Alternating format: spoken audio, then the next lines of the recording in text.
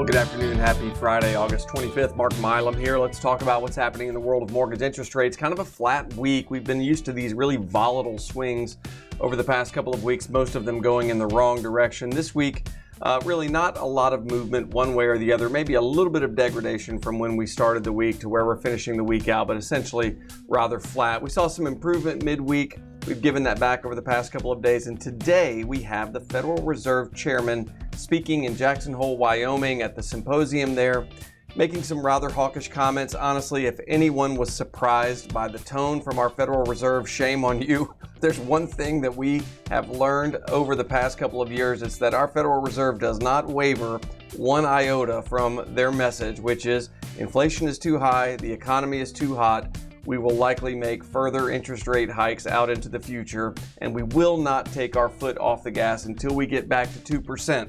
Why 2% inflation? Well, 2% inflation because that's the arbitrary number that we use. There's no magic behind that number. There's no scientific formula. There's nothing that says 2% is necessarily the optimal rate of inflation. It's literally just an arbitrary choice by the Fed. And instead of enduring perhaps a little bit higher level of inflation at maybe 3% or 3.25%, while the excess savings from the pandemic moves its way through the economy, while we give time for the interest rate hikes that have already been made to go into effect, the Fed is not going to endure anything higher than 2%. And so their hawkish tone continues. And that's honestly what we should expect moving forward. That is just going to be the way of it until the economy slows down to a 2% overall inflation rate. Let me flip the screen around here.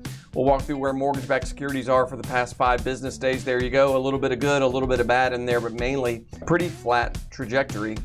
If we look at some of the economic news, it's easy to understand what the Fed's talking about. We've had pretty strong initial weekly jobless claims.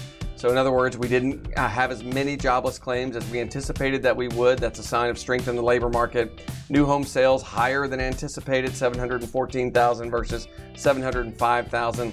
And we see existing home sales coming in right about where expectations were. There's still a red-hot economy out there, and the Fed is not going to take their foot off the gas. The headlines coming out of the Jackson Hole Symposium look something like this. Economy solid growth could require additional Fed rate hikes to fight inflation. Here, this is from Barron's. Jackson Hole News, Powell sounds a hawkish tone, indicating that inflation still remains too high, and they are going to keep raising rates until they get inflation back down to the 2% target. Not necessarily good news, not the news that we wanted to hear, but certainly news we expected. If I can be of any service to you over the weekend, don't hesitate to reach out, mark.milam@highlandmtg.com.